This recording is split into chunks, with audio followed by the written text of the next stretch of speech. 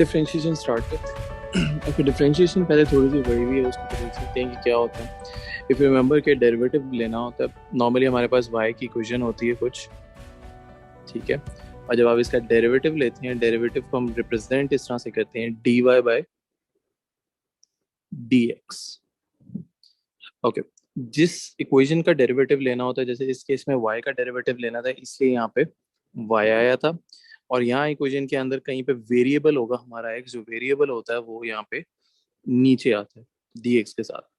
ये चेंज भी हो सकता है, जैसे फॉर एग्जांपल अगर मैं यहाँ लिखता हूँ a is equals to 4 pi r square, तो अगर मैं कहता हूँ मैंने यहाँ डेरिवेटिव लेना है, तो a का डेरिवेटिव लिखेंगे हम dA डिवाइडेड बाय, और यहाँ पे वेरिएबल अगर देखा जाए तो r इज द वेरिएबल, क्योंकि पाई की वैल्यू फिक्स होती है, तो pi cannot be a variable, तो यहाँ से dA बाय dr लिखेंगे। ठीक है। रिप्रेजेंट करने का एक और भी तरीका होता है कि y के ऊपर अगर हम यूं करके डैश लगा दें, ठीक है, ये डैश जो होता है ये भी डेरिवेटिव को रिप्रेजेंट करता है। इसी तरह फंक्शंस की फॉर्म में भी दे सकता है, तो एफ डैश ऑफ एक्स लिखेगा, तो it also means that you have to find the derivative. ठीक हो गया। अब डेरिवेटिव लेते कैसे? डेरिवेटिव का बहुत सिंपल रूल है। ओके, कि मेरे पास अगर लेट्स सपोज कि मेरे पास यूं करके एक इक्वेशन है, और यूं, सॉरी, ऊपर डैश नहीं बना था, यूं करके पावर n है। आप जब इसका डेरिवेटिव लेते हैं, यानी मैं इसे y डैश लिखता हूँ, तो इसका डेरिवेटिव ये होता है कि पावर इधर साइड में नीचे आ जाती है, मींस कि ये पावर इधर आ जाएगी। ठीक हो गया।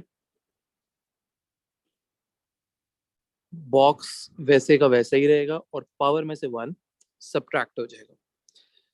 ठीक है। इस बात का मतलब ये है कि लेट्स सपोज मेरे पास अगर है 4x पावर 5, तो अगर मैंने इसका डेरिवेटिव लेना है, तो 5 जो है वो इधर 4 से आके मल्टीप्लाई होगा, तो वो बन जाएगा 20, और 5 में से वन सब्ट्रैक्ट हो जाएगा, which will give me 20x power 4। समझ आया कि नहीं? जी सर। ओके, ये तो सिंपल डेरिवेटिव्स है। अब सम टाइम्स इन्वॉल्व होंगे ब्रैकेट्स, कि आपको ब्रैकेट्स का डेरिवेटिव लेना पड़ेगा। अब ब्रैकेट्स का डेरिवेटिव किस तरह से लेते हैं वो भी मैं बता देता हूँ। ब्रैकेट्स का डेरिवेटिव भी स्टार्ट इसी तरह से होगा कि पावर पहले तो साइड में आके मल्टीप्लाई होगी, बट इस केस में ब्रैकेट जो है वो चेंज नहीं होगा, और पावर में से वन सब्ट्रैक्ट होगा, और फिर इसी ब्रैकेट का जो डेरिवेटिव है वो आगे मल्टीप्लाई होगा। ये डैश इसलिए लगाया ताकि आपको बताओ ये मल्टीप्लाई हो रहा है, डेरिवेटिव मल्टीप्लाई हो रहा है। इसके एक एग्जांपल करके देखते हैं। लेट्स सपोज मैं अगर आपसे कहता हूँ y is equals to 5x - 4 power 4, इसका आपने डेरिवेटिव लेना है। जब हम इसका डेरिवेटिव लेंगे, तो पहले तो 4 इधर साइड पे आके मल्टीप्लाई हुआ। अब बहुत सारे लोग क्या करते हैं, यहीं पे बैठ के 5x - 4 का डेरिवेटिव ले लेंगे, जो कि गलत है। यहाँ नहीं हमें चाहिए। आप देखो, ब्रैकेट को आपने कुछ नहीं करना है, ब्रैकेट वैसे का वैसा ही रहेगा। तो 5x - 4, और पावर में से वन सब्ट्रैक्ट कर लो, तो यहाँ पे रह गया 3। उसके बाद आपने देखना है इस ब्रैकेट का डेरिवेटिव क्या होगा। तो 5x - 4 का डेरिवेटिव क्या होता है? 5। बिल्कुल ठीक है, 5x का डेरिवेटिव 5 होगा, और 4 का डेरिवेटिव 0 होता है, तो यहाँ पे हम 5 लिख लेंगे। ठीक हो गया। तो ये इसका डेरिवेटिव है। तो इस तरह, अच्छा, दो तीन छोटे छोटे रूल्स जो ऑलरेडी आपको पता है वो भी मैं लिख देता हूँ। रूल तो लिखने की जरूरत नहीं थी। कि लेट्स सपोज अगर मेरे पास y is equals to 5x लिखा है, तो इसका डेरिवेटिव हो जाएगा 5।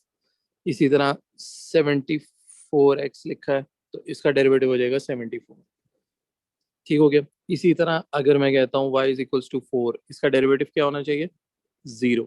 तो जिस टर्म के साथ x नहीं होता उनका डेरिवेटिव 0 होता है, और जिनके साथ सिंपल x होता है उनका डेरिवेटिव, जो भी उनके साथ उनका नंबर है, ये कोफिशिएंट है, वो हमारा आंसर होता है। समझ आएगा डेरिवेटिव्स कैसे लेने? जी हाँ। ओके, दो तीन मैं क्वेश्चंस लिखता हूँ, वो जरा ट्राई करो और फिर मुझे बताओ।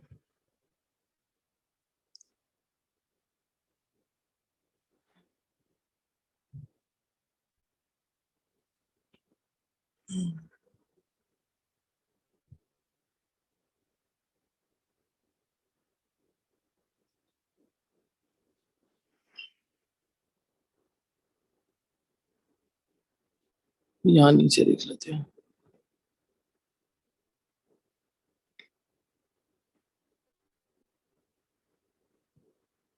ओके, ये दो जरा क्वेश्चन करो, मैं एक मिनट।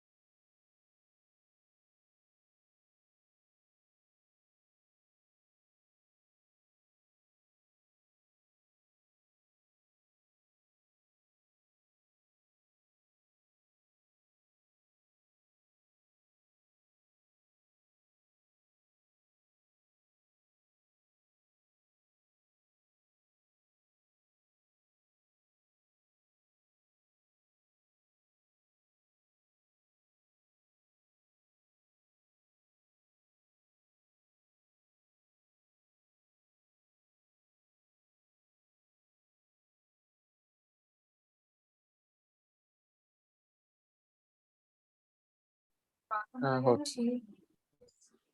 ओके, फर्स्ट वाले का डेरिवेटिव बताओ क्या आता है। 15x to the power 4 minus 12x square plus 2 ठीक है, 15x to the power 4 minus 12x square, आगे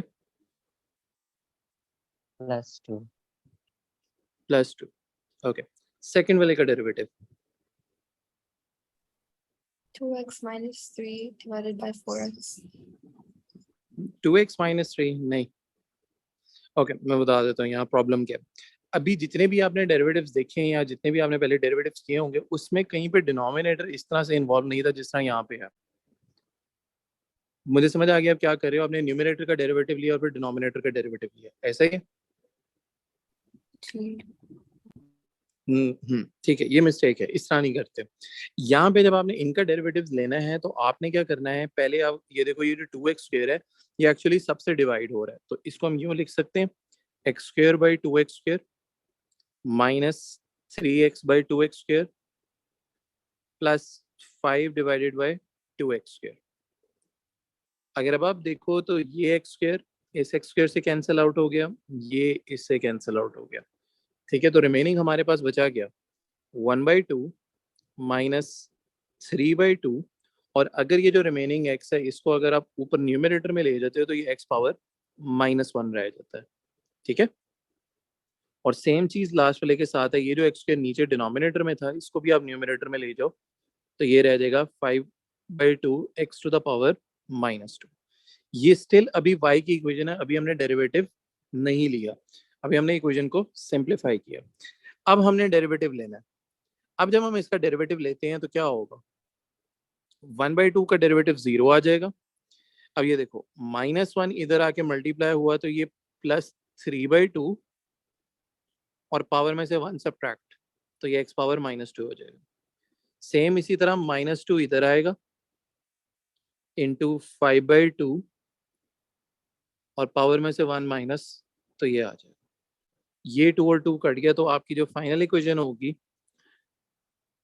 अगर आपने एक्स की पावर्स को दोबारा से पॉजिटिव करना है वो भी कर सकते हो, नेगेटिव रहना है तो नेगेटिव रहना है, लेकिन मैं कुछ प्रेफर ये करता हूँ कि आप इनको दोबारा पॉजिटिव कर लो।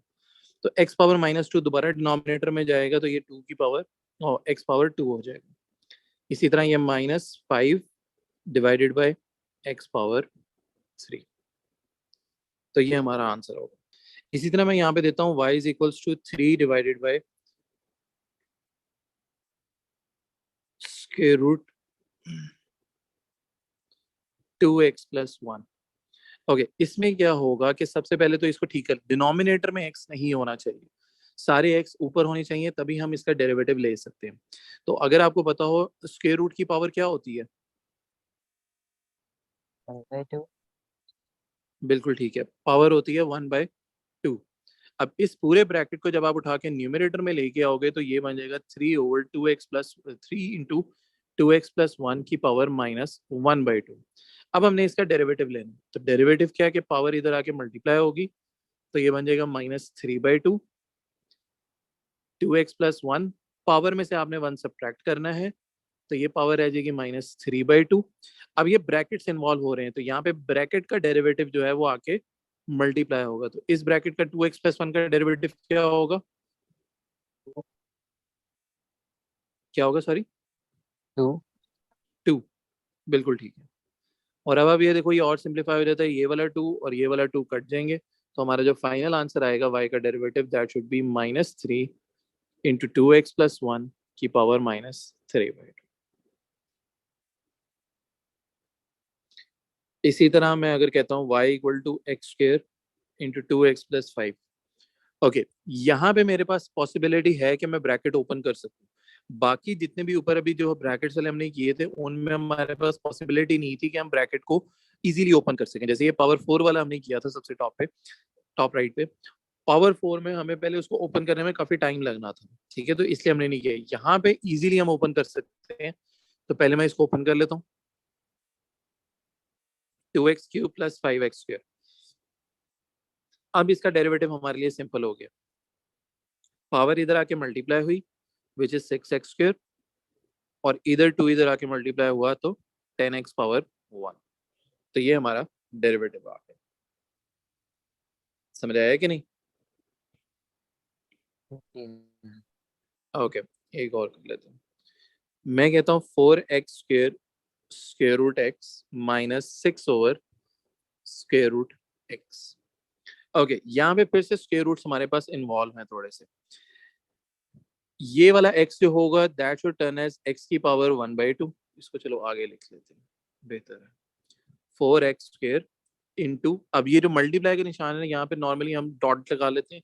Dot also represents the same thing, ठीक है, डिफरेंस नहीं होगा इसके अंदर। x power 1/2 -6। अब डिनोमिनेटर में ये जो x होगा, ये x की पावर 1/2 है, तो जब ये न्यूमिनेटर में जाएगा तो ये x की पावर -1/2 हो जाएगा। अब स्ट्रेट फॉरवर्ड इसका हम डेरिवेटिव, अभी भी डेरिवेटिव नहीं, अभी भी ये देखो, ये x और ये x आपस में मल्टीप्लाई हो रहे हैं, इनको हम आपस में कंबाइन कर लेते हैं। किस तरह? बेसिस सेम हो और मल्टीप्लाई हो तो पावर्स आपस में क्या होती हैं? क्या हो जाएगी? Power 2 + 1/2 is 2.5। ओके। फ्रैक्शन में हम नॉर्मली रहेंगे, डेसिमल में पावर नहीं बताएंगे, ठीक है। -1/2। अब सिंपल इसका डेरिवेटिव ले लेते हैं।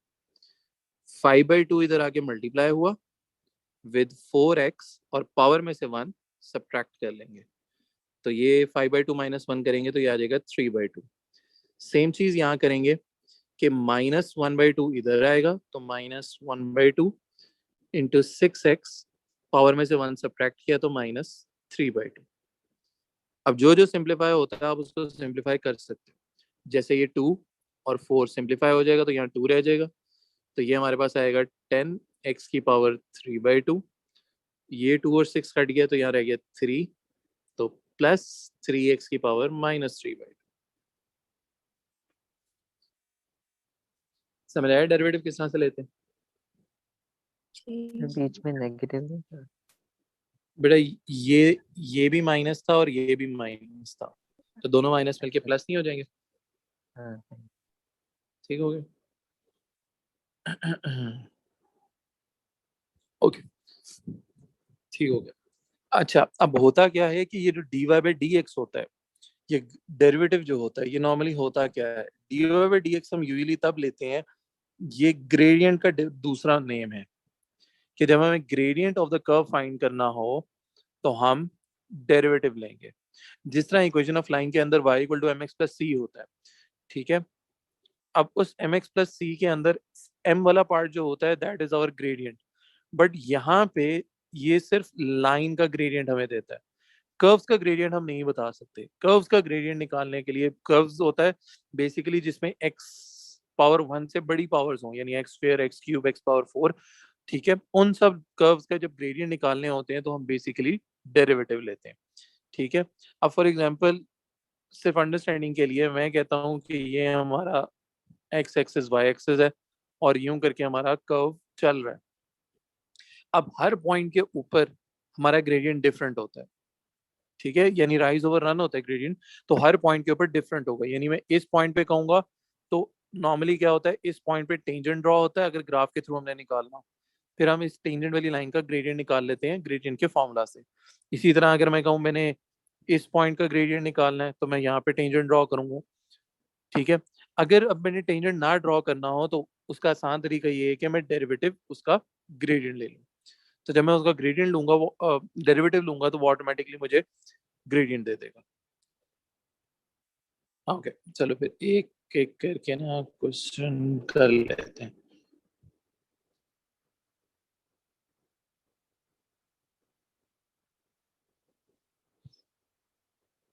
ओके, मैं कहता हूं कि मेरे पास y is equals to x plus 2/x है।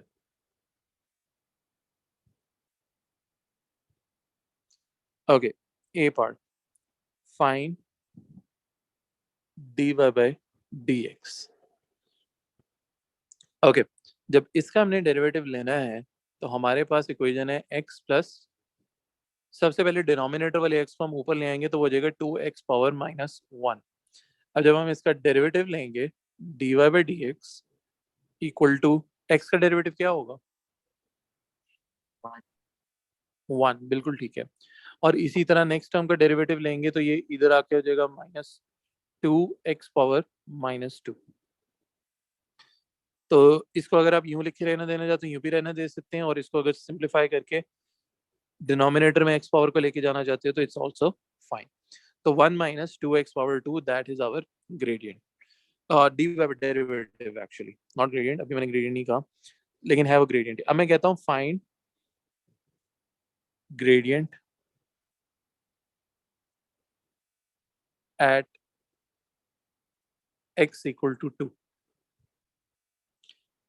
तो हम क्या करेंगे, जब वो यहाँ हमें कहता है कि एट x इक्वल टू 2, तो आपने अपनी ग्रेडियंट वाली इक्वेशन लेनी है, यानी dy बाई डी एक्स वाली, और उसमें आपने x की जगह 2 सब्स्टिट्यूट कर लेना है। तो जब आप ये करते हैं 1 माइनस 2/4, तो हमें क्या आंसर मिलेगा? 1 सॉरी, कितना? 0.5। 1/2 विच इज 0.5। ठीक हो गया? ना समझ आए ना तो मुझे वहीं पे रोक के मुझे बता देना, ठीक है। ये हमारा ग्रेडियंट आ गया। अब मैं कहता हूँ find the equation of tangent at x equal to 2। Okay, अब मैंने इक्वेशन ऑफ टेंजेंट फाइंड करनी है एट x इक्वल टू 2। इस बात का मीनिंग क्या है कि लेट्स सपोज कि ये मेरे पास ये यूं करके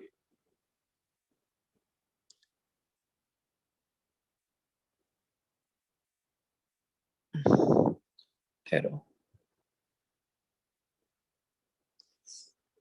ओके, लेट्स इमेजिन यहाँ कह देते हैं कि यहाँ पे 2 है और ये वाला वो पॉइंट है।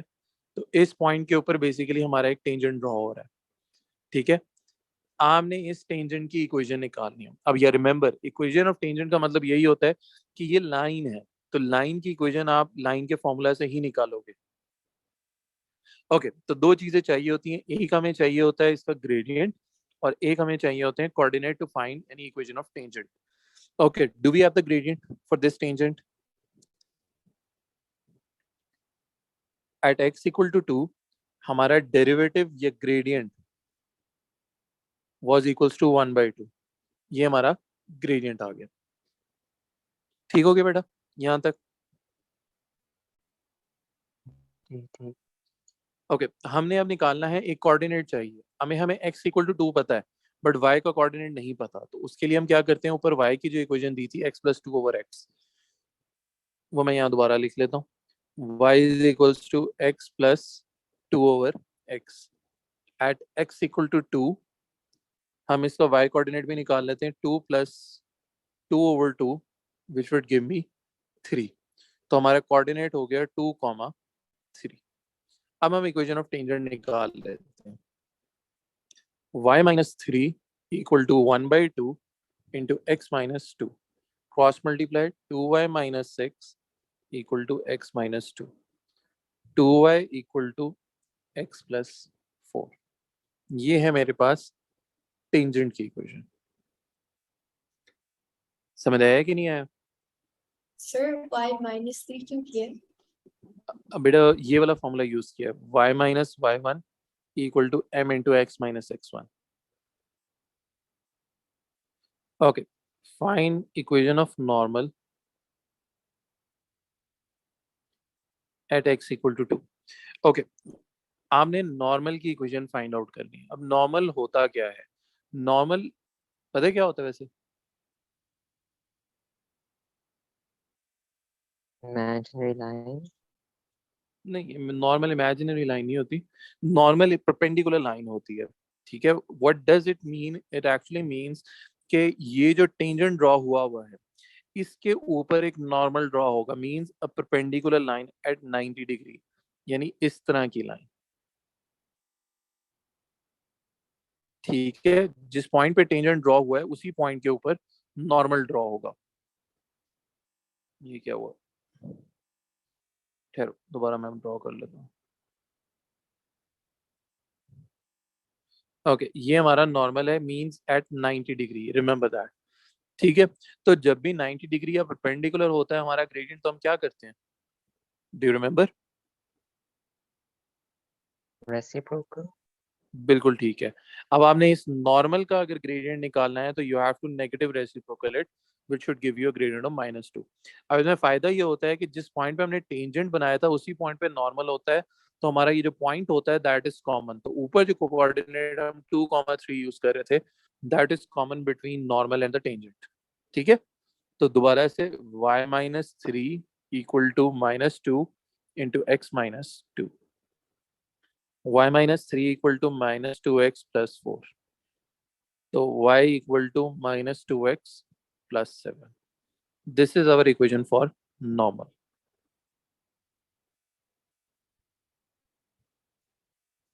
समझ आया कि नहीं आया ये किस तरह से करना है?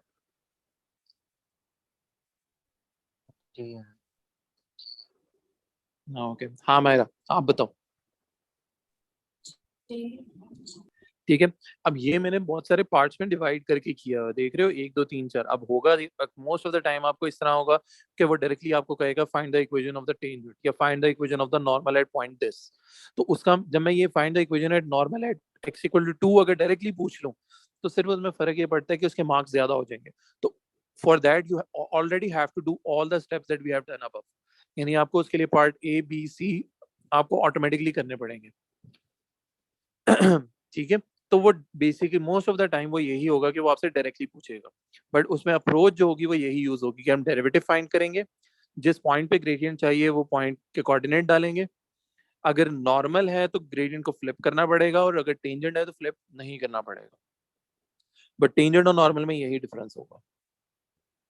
ओके, अब आपको कहीं पे भी वो कहे कि हमारे पास स्टेशनरी पॉइंट है,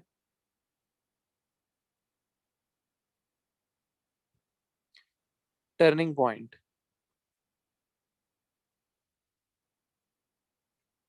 मिनिमम या मैक्सिमम, क्रिटिकल या वर्टेक्स,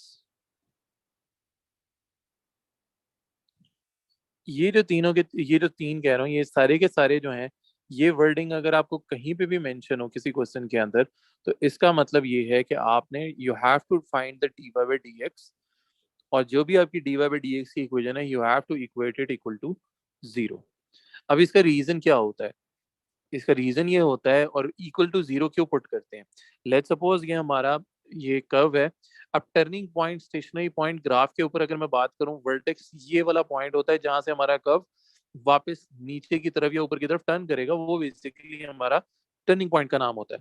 तो अगर आप यहाँ पे d y by d x यानी ग्रेडियंट निकालते हो, और ग्रेडियंट निकालने के लिए हमें टेंजेंट ड्रॉ करना पड़ता है, तो आप खुद बताओ कि ये हमारा टेंजेंट है, तो हॉरिजॉन्टल लाइंस का ग्रेडियंट क्या होता था? 0. बिल्कुल ठीक कह रहे हो, हॉरिजॉन्टल लाइन का ग्रेडियंट 0 होता था, जिस वजह से हम अपने d y by d x को इक्वल टू 0 पुट करते हैं। ये एक्चुअली रीजन है इन सब वर्डिंग के लिए अपने डेरिवेटिव को इक्वल टू 0 पुट करने का। ठीक हो गया। तो किसी भी क्वेश्चन के अंदर आपको ये वो बात कहे, स्टेशनरी पॉइंट के कोऑर्डिनेट्स बताओ, मिनिमम पॉइंट के बताओ, मैक्सिमम पॉइंट के बताओ, क्रिटिकल के पॉइंट के बताओ या वर्टेक्स के बताओ, तो what you had to do, you had to take derivative. ठीक है, डेरिवेटिव का मतलब है you need the equation for d y by d x. कभी कभी वो directly d y by d x की इक्वेशन दे देता है, तो then that's well and good कि उसने इक्वेशन दे दी। But if the equation is not given, y की इक्वेशन है, तो आप उसका derivative low and then equate it equal to zero to find the coordinates.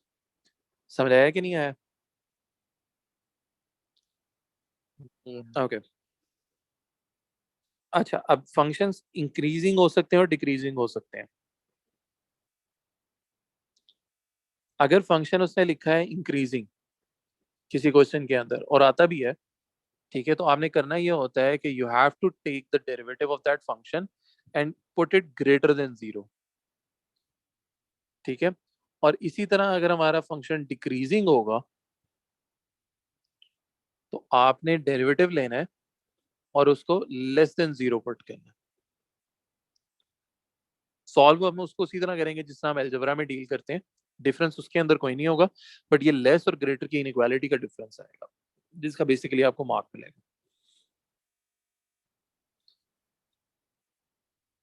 ठीक है, इस चीज का अब आपने ध्यान रखना है। अब हम जरा इसका एक क्वेश्चन करके देखते हैं।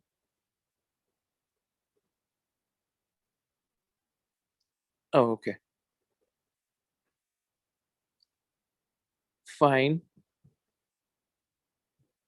Stationery points for y is equals to 1 by 3 x cube minus x square minus 8x plus 2। ठीक हो गया? Okay, we have to find the stationary point. तो अब अगर आप देखो तो ये स्टेशनरी पॉइंट का वर्ड मेंशन है, तो जहाँ पे भी स्टेशनरी पॉइंट की बात हो रही है वहां पे आपने क्या करना है कि आपने डेरिवेटिव लेना है और उसको इक्वेट करना है इक्वल टू जीरो के। तो यहाँ पे भी मैं यही करता हूँ कि मैं अपना डेरिवेटिव लेते हैं d y by d x, power नीचे आई तो 3 टाइम्स 1/3 x² माइनस 2 इधर आया तो 2x⁻1 माइनस 8x का डेरिवेटिव -8 हो जाएगा और 2 का डेरिवेटिव शुड बी 0। अब इसको जरा सिंप्लीफाई कर लेते हैं, 3 3 से कट गया, सो x² माइनस 2x माइनस 8, ये हमारा डेरिवेटिव आ गया। अब हमें पता है कि स्टेशनरी पॉइंट की वजह से हमारा derivative should be equal to zero, तो मैं यहाँ पे इसको इक्वल टू जीरो पुट कर लेता हूँ। अब ये हमारे पास क्वाड्रेटिक इक्वेशन है, हम मिड टर्म भी कर सकते हैं और क्वाड्रेटिक फॉर्मूला भी लगा सकते हैं। मिड टर्म भी कर सकते हैं और क्वाड्रेटिक फॉर्मूला भी लगा सकते हैं। तो I think mid term apply होता है तो वो कर लेते हैं। x² minus 4x plus 2x minus 8, x common निकला तो x माइनस 4 और यहाँ से 2 कॉमन निकला तो x माइनस 4। तो एक हमारा बन गया x माइनस 4 और एक बन गया हमारा x प्लस 2 इक्वल टू 0। तो एक बनेगा x माइनस 4 इक्वल टू 0 और एक बनेगा x प्लस 2 इक्वल टू 0। तो x की दो वैल्यूज आ गई +4 और एक x की वैल्यू आ गई -2। समझ आए यहाँ तक? जी। ओके, नाउ इफ आई से कि मुझे स्टेशनरी पॉइंट्स चाहिए, इट मींस कि मुझे इसका y कोऑर्डिनेट भी चाहिए। तो y कोऑर्डिनेट के लिए हम y की ऊपर वाली इक्वेशन ही यूज करेंगे। तो y equal to 4³/3 minus 4² minus 8 × 4 plus 2। Okay, इसका आंसर निकालो, इतनी देर में दूसरा वाला भी लिख लेता हूँ। -2³/3 -2 -2 का स्क्वायर -8 × -2 प्लस 2। ओके, y के दो आंसर्स आएंगे, वो दोनों आंसर्स बता दो क्या आते हैं।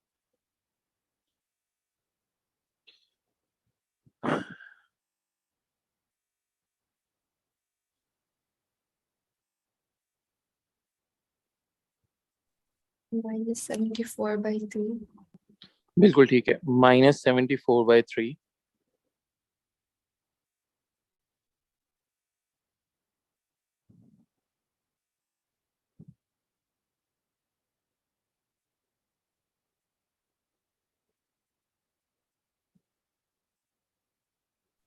34 by 3. 34/3 ठीक हो गया। तो ये हमारे कोऑर्डिनेट्स आ गए। तो इसको we can write it down as 4 comma -74/3 and this one as -2 comma 34/3. So that should be the final answer. Okay. अगर अब हमें लास्ट चीज इसमें है कि हमें नेचर बतानी है। अब हम नेचर कैसे बता सकते हैं? ओके, सिंपल सा है कि आपके पास y की इक्वेशन होती है, आप उसका डेरिवेटिव ले लेते हो और हमारे पास dy/dx या ग्रेडियंट आ जाता है हमारे पास। अब जब हमने नेचर बतानी है, what you have to take the double derivative, और डबल डेरिवेटिव को रिप्रेजेंट इस तरह से करते हैं d² y over dx². So you need the double derivative right here to find the nature. ठीक है। अब होगा ये कि आप इसमें x की वैल्यूज जो होंगी वो सब्स्टिट्यूट करोगे, यानी जिस पॉइंट की आपने नेचर निकालनी है वो पॉइंट आप बेसिकली सब्स्टिट्यूट करोगे। तो दो पॉसिबिलिटीज हैं आपके पास, either the answer would be positive या फिर answer would be negative. Okay, अगर हमारा आंसर पॉजिटिव है the nature would be minimum. If our answer is negative, the nature would be maximum. बात समझ आई कि नेचर किस तरह से बतानी है?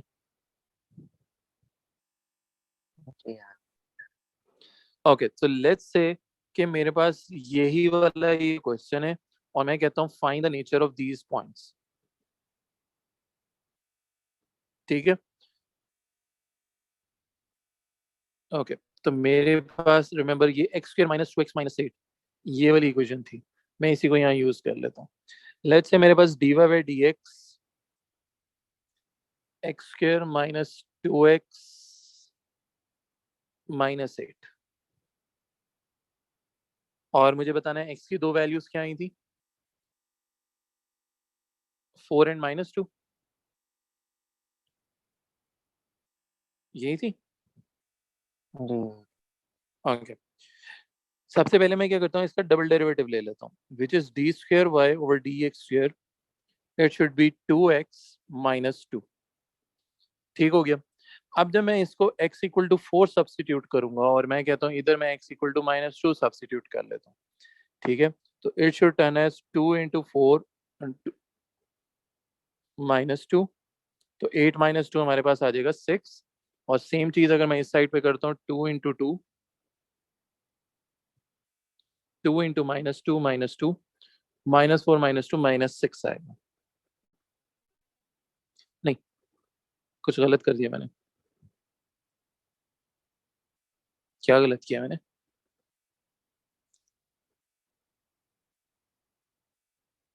ठीक है, -6 ही है। एनीवेज, ओके, तो जब मेरा आंसर यहाँ ग्रेटर देन 0 आया बिकॉज इट्स पॉजिटिव, तो यहाँ ये वाला पॉइंट मेरा मिनिमम पॉइंट हुआ, और ये वाला आंसर मेरा लेस देन 0 आया, तो ये मेरा पॉइंट मैक्सिमम पॉइंट हुआ। ठीक है, और इसी तरह से आपने बता देना कि ये वाला पॉइंट मिनिमम है और ये वाला पॉइंट आपका मैक्सिमम है। क्लियर हुआ यहाँ तक?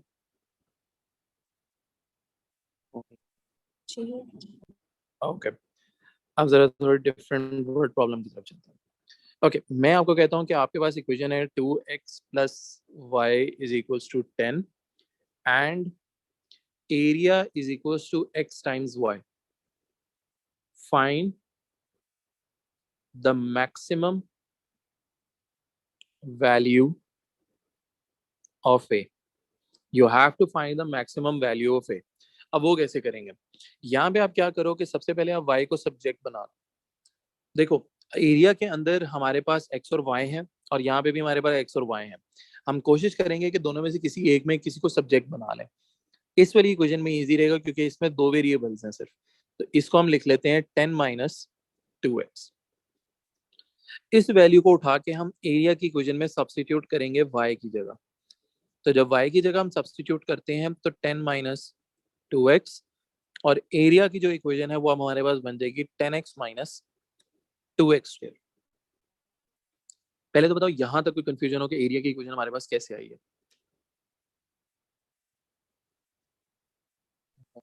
ओके, नेक्स्ट चीज वो जब वो ये कहता था मैक्सिमम वैल्यू, इसके लिए हम क्या करेंगे? अभी बताया था पीछे, जब मैक्सिमम मिनिमम स्टेशनरी टर्निंग लिखे होते हैं तो हम क्या करते हैं? Double derivative. नहीं नहीं, वो तो नेचर होती है, जब हमें नेचर बतानी हो तब हम डबल डेरिवेटिव लेंगे। यहाँ कहता है मैक्सिमम वैल्यू है या मिनिमम वैल्यू हो या स्टेशनरी पॉइंट हो, तो हम क्या करते थे? Gradient equal 0। बिल्कुल ठीक है, you have to take the derivative and put it equal to 0।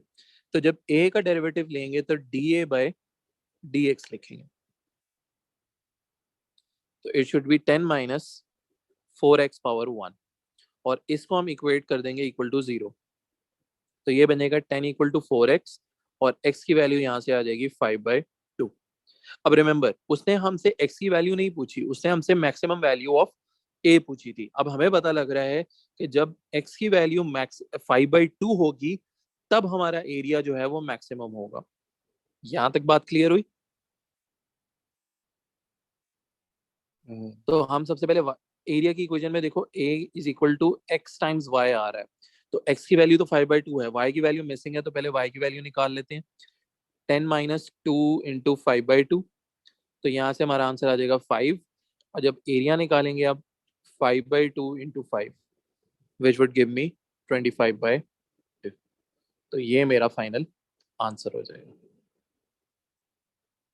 समझ आया कि नहीं आया?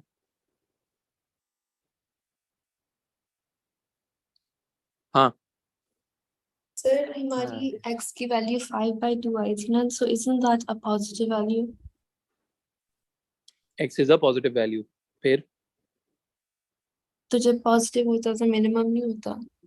बेटा double derivative, when the double derivative is positive तब नेगेटिव होता है। चलो मैं आपको दिखा देता हूँ जस्ट फॉर योर अंडरस्टैंडिंग। देखो, इसका डबल डेरिवेटिव लेते हैं। किसका? जो हमारा सिंगल डेरिवेटिव आया था 10 माइनस 4x का। सो डी स्क्वेयर ए ओवर डी एक्स स्क्वेयर। जब 10 माइनस 4x का डेरिवेटिव लेंगे तो क्या आएगा? -4। इज इट पॉजिटिव और नेगेटिव?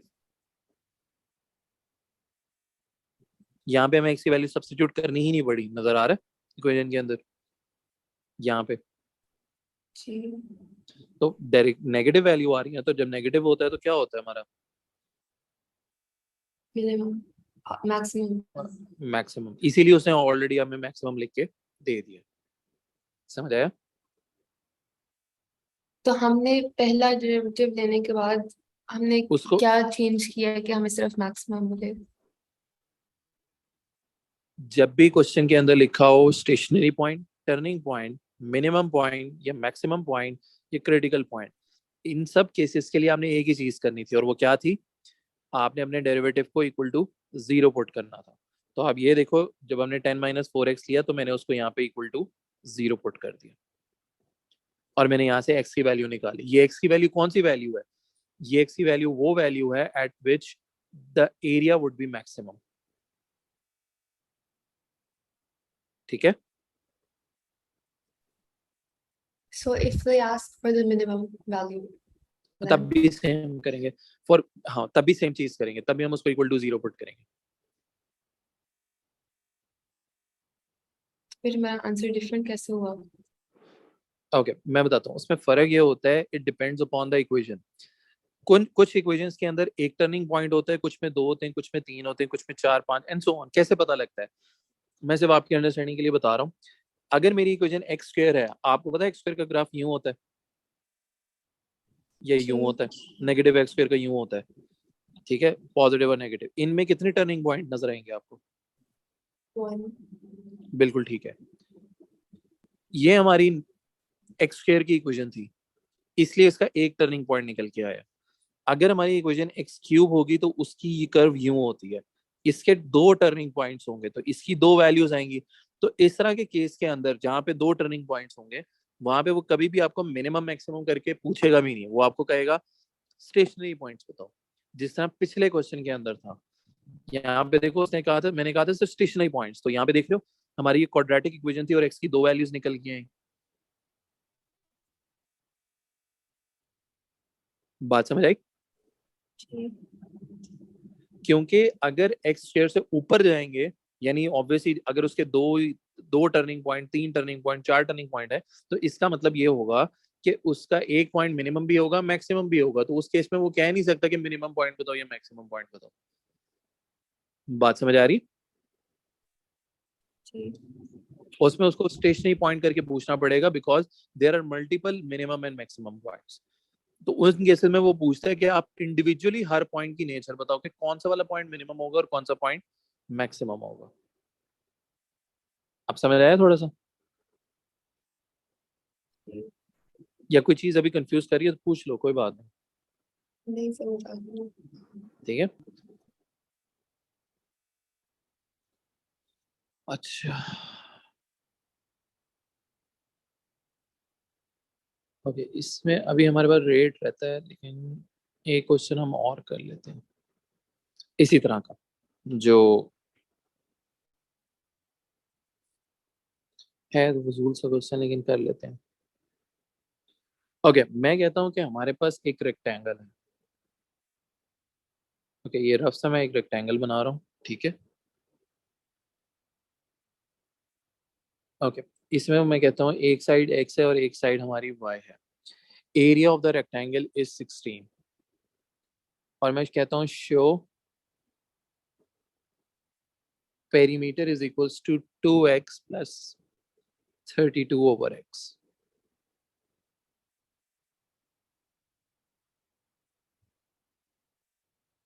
और मैं कहता हूँ hence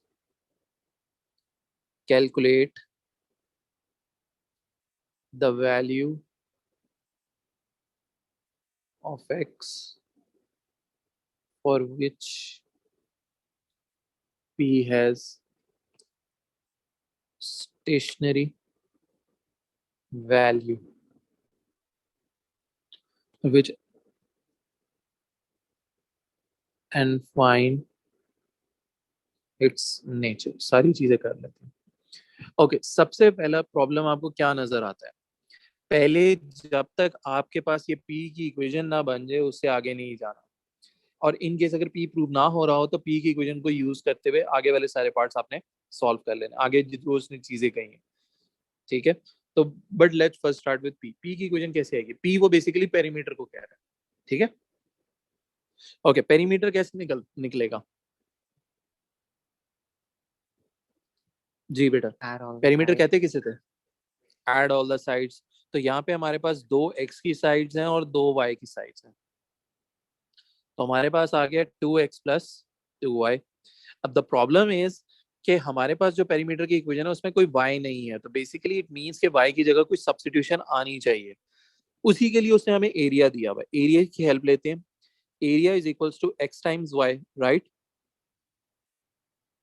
16 equal to x times y, और यहां से अगर मैं y को सब्जेक्ट बना लूं तो y is equal to 16 over x। अब मैं जब पेरीमीटर निकालता हूँ 2x plus 2 into 16 over x, तो हमारा आंसर जो है वो आएगा 2x प्लस 32 ओवर x। और क्या यही हमने प्रूव करना था? जी। ठीक हो गया। अब अगली चीज में वो कहता है कि पी एक्स की वैल्यू फाइंड करनी है वो which P has a stationary value. तो जब भी स्टेशनरी वैल्यू होगी तो हमारा डेरिवेटिव जो है वो इक्वल टू 0 होगा, यानी ये चीज होनी चाहिए। तो let's find the derivative first. DP by d x. अच्छा रिमेम्बर, यहाँ पे एक्स पावर ऊपर चली जाएगी, इसको याद रखना है आपने। तो 2x का डेरिवेटिव क्या होगा?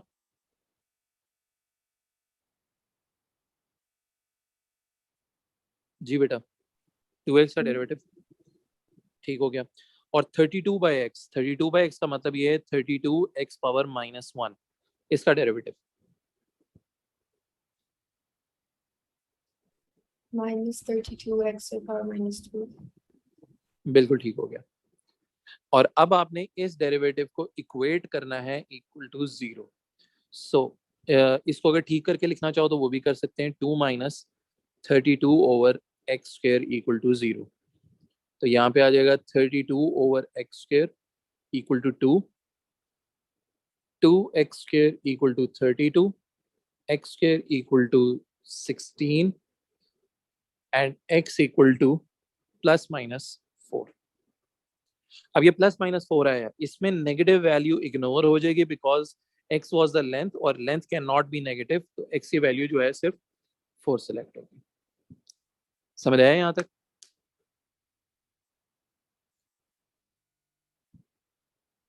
ओके, लास्ट चीज जो फाइंड करनी है वो नेचर फाइंड। जी जी बोलो, क्या कह रहे हो? सर सर हर बार 2 वैल्यूज निकालनी है, प्लस और माइनस? नहीं, हर बार क्यों निकालनी है? जहां निकलती होगी वहां पे निकालेंगे ना। हाँ वो मतलब तो कि इक्वेशन, जहाँ जहाँ निकल रही है तो 2 निकालना, प्लस और माइनस। ये तो प्लस माइनस इसलिए लिखा था, जब स्क्वायर रूट लेते हैं तो प्लस माइनस नहीं आता। हाँ आता है। ये वो वाला प्लस माइनस है, जैसे पिछले क्वेश्चन में यहाँ पे x इक्वल टू 5/2 निकाला था, इधर तो नेगेटिव नहीं आ रहा था तो मैंने नहीं लिखा, ठीक है। बट ठीक यहाँ है। पे नेगेटिव इग्नोर इसलिए हुआ, उसका रीजन सिर्फ इतना सा था कि x can not be negative, x एक लेंथ थी, वो नेगेटिव नहीं हो सकती, इसलिए हमने उसको इग्नोर कर देता, ठीक है। अब लास्ट चीज जो फाइंड करनी थी वो नेचर फाइंड करनी थी। नेचर के लिए क्या करते थे हम? Double derivative. Double derivative. Let's take the double derivative of D square P over D X square. Okay, जरा ग्रीन वाली इक्वेशन का डेरिवेटिव लो। 2 का डेरिवेटिव क्या हो जाएगा? इस लाइन की बात हो 0। रही है। और नेक्स्ट का इक्वेशन डेरिवेटिव क्या होगा?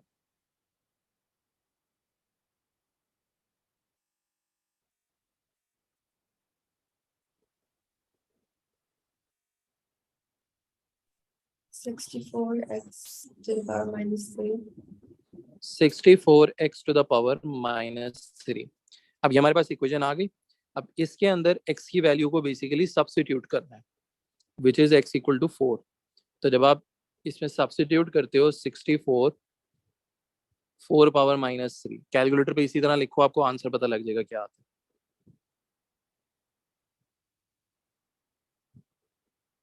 क्या आता है?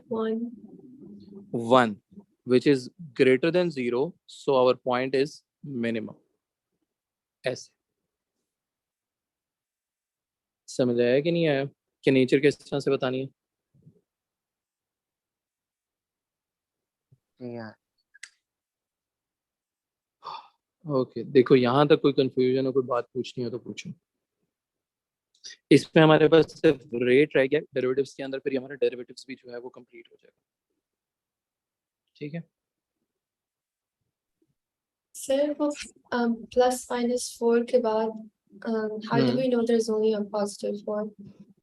देखो बेटा, x था क्या, इसको अकॉर्डिंग टू दिस क्वेश्चन, ये हमेशा हर जगह नहीं होगा, सिर्फ यहाँ की बात हो रही है। ये एक वर्ड प्रॉब्लम था ना, x वो किस चीज को कह रहा था यहाँ पे? The length?